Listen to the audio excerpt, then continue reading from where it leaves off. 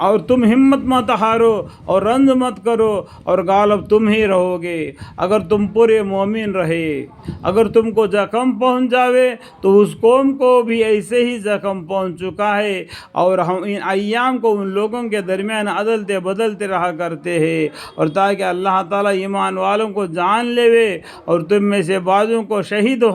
بنانا تھا، بعض کو اللہ کے راہ میں شہید بنانا تھا، اور اللہ تعالیٰ ظلم کرنے والوں سے محبت نہیں رکھتے، اور تاکہ میل کچل سے صاف کر دے ایمان والوں کو اور مٹا دیوے کافروں کو۔ دیکھو اللہ تعالیٰ کیا بولتے ہیں، اور تاکہ میل کچل سے صاف کر دے ایمان والوں کو اور ہٹا دیوے کافروں کو۔ ہاں، کیا تم یہ خیال کرتے ہو کہ جنت میں جا داخل ہوں گے؟ حالانکہ ہنوز اللہ تعالیٰ نے ان لوگوں کو دیکھا ہی نہیں جنہوں نے تم میں سے جہاد کیا ہو، اور نہ ان کو دیکھا جو ثابت قدم رہنے والے ہو، اور تم تو مرنے کے تمنا کر رہے تھے موت کے سامنے آنے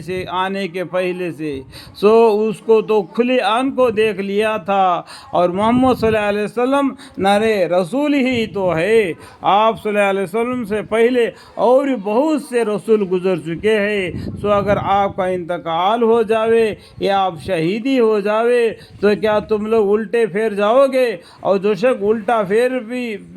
بھی جاوے گا تو خدا تعالیٰ کا کوئی نقصان نہ کرے گا، اور خدا تعالیٰ جلدی اوز دے گا حق شناس لوگوں کو، اور کسی شخص کو موت آنا ممکن نہیں بدون حکم خدا تعالیٰ کے۔ اللہ کے حکم سے اس کو موت آتی ہے، اس طور سے کہ اس کے میعاد معین لکھی ہوئی رہتی ہے۔ اللہ کے ہاں لوح محفوظ میں اس کے میعاد معین لکھی ہوئی رہتی ہے، اس کے حیات کے بارے میں، اس کے رزق کے بارے میں، اس کے زندگی کے بارے میں۔ اور جو شخص دنیا نتیجہ چاہتا ہے تو ہم اس کو دنیا کا حصہ دے دیتے ہیں، اور جو شخص اخروی نتیجہ چاہتا ہے، مرنے کے بعد جب دوبارہ قیامت کے دن اٹھتا ہے، اس کو آخرت کے نتیجہ چاہتا ہے تو اللہ تعالیٰ آخرت کے نتیجہ تو ہم اس کو آخرت کا حصہ دیں گے، اور ہم بہت جلد اوز دیں گے حق شناسوں کو۔ اور بہت سے نبی ہو چکے ہیں جن کے ساتھ ہو کر بہت اللہ والے لڑے ہیں، سنا تو ہمت ہاری انہوں نے ان مصائب کے وجہ سے جو ان پر اللہ کی راہ میں واقع ہوا ہے، اور نہ ان کا زور گھٹا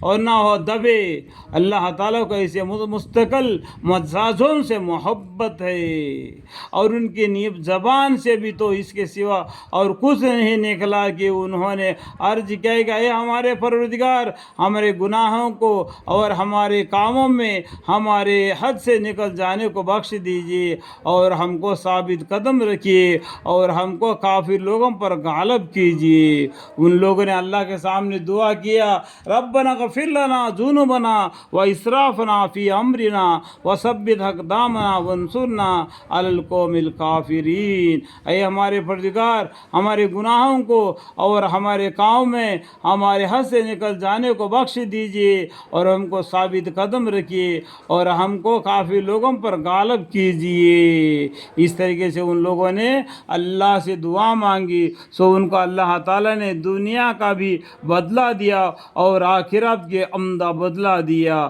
اللہ تعالیٰ کو ایسے نیکوکاروں سے محبت ہے۔ اے ایمان والو، اگر تم کہنا مانو گے کافروں کا تو تم کو الٹا پھیر دیں گے، پھر تو ناکام ہو جاؤ گے۔ یعنی تم ایمان لانے کے بعد میں اگر تم کافروں کا کہنا مانو گے، الٹا پھیر دو گے تو پھر تم ناکام ہو جاؤ گے۔ اے ایمان والو، اگر تم کہنا مانو گے کافروں کا تو تم کو الٹا پھیر دیں گے، پھر تم ناکام ہو جاؤ گے۔ بلکہ اللہ تعالیٰ تمہارا دوست ہے اور وہ سب سے بہتر مدد کرنے والا ہے۔